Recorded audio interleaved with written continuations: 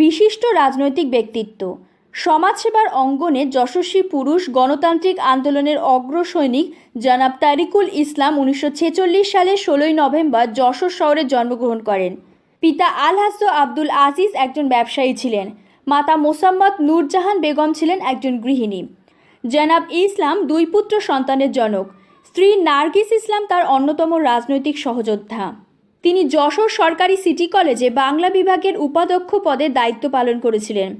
শিক্ষা জীবন, পারিবারিক ব্যবস্থাপনায় জনাব ইসলামের বাল্যশিক্ষা শুরু হয়। অতঃপর 1953 সালে তিনি যশোর জেলা স্কুলে তৃতীয় শ্রেণীতে ভর্তি হন।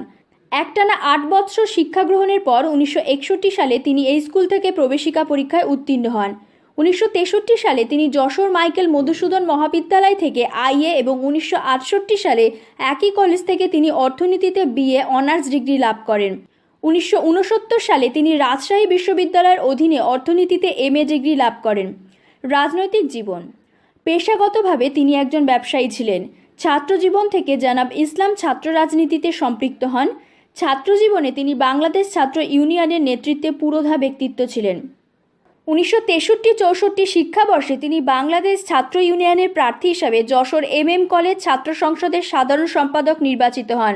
বৃহত্তর যশোর জেলা ছাত্র ইউনিয়নের সভাপতিও ছিলেন তিনি। 1963 সালে সর্বক্ষেত্রে রাষ্ট্রভাষা প্রতিষ্ঠার আন্দোলনের যুগ্ম আহ্বায়ক ছিলেন।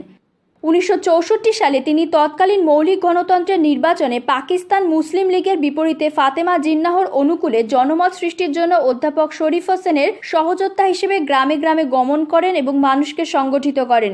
বৈচিত্র্যময় রাজনৈতিক জীবনে তিনি বহুবার কারাবরণ করেন ও নির্যাতনের শিকার হন। যশোর এমএম কলেজের শহীদ মিনার তৈরি উদ্যোগ নিতে গিয়ে তিনি কারাবরণ করেন।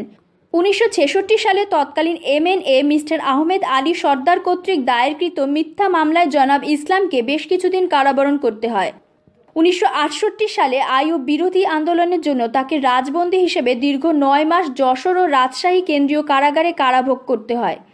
সাবেক পাকিস্তান আমল ও পরবর্তীতে বাংলাদেশ আমলে প্রত্যেকটি গণতান্ত্রিক আন্দোলনে তিনি অগ্রণী ভূমিকা পালন করেন। আইয়ুব বিরোধী আন্দোলন 1969 সালের গণ আন্দোলনে তিনি সক্রিয় অংশগ্রহণ করেন। 1969 সালে রাজশাহী বিশ্ববিদ্যালয়ের ছাত্রাবস্থায় গণ আন্দোলনে নেতৃত্ব দানের জন্য পুলিশ কর্তৃক নির্যাতিত হন এবং বেশ কিছুদিন হাজতবাস করেন। জাতীয় রাজনীতিতে জনাব তরিকুল ইসলাম একজন প্রথম সারির নেতা। 1970 সালে জনাব ইসলাম মৌলানা আব্দুল হামিদ খান ভাসানীর নেতৃত্বে পরিচালিত ন্যাশনাল আওয়ামী পার্টিতে যোগদান করেন। মজলুম জননেতা মৌলানা ভাসানী আহত ফারাক্কা লং মার্চে তিনি অগ্রণী ভূমিকা পালন করেছিলেন। আওয়ামী বাকশাল আমলের দুঃশাসন ও কালাকানুনের বিরুদ্ধে বিভিন্ন ফোরামে বক্তব্য রাখার কারণে তারিকুল ইসলাম নির্যাতনের শিকার হন ও কারাবরণ করেন। যশোর সদর নির্বাচনী এলাকা যশোর 3 থেকে জাতীয় সংসদ সদস্য নির্বাচিত হন।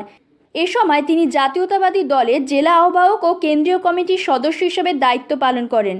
1980 সালে তিনি জাতীয়তাবাদী দলের চেয়ারম্যানের দায়িত্ব পালন করেন। 1982 সালের 5ই মার্চ জনাব তারিকুল ইসলাম সড়ক ও রেলপথ মন্ত্রণালয়ের মাননীয় প্রতিমন্ত্রীর দায়িত্বপ্রাপ্ত হন।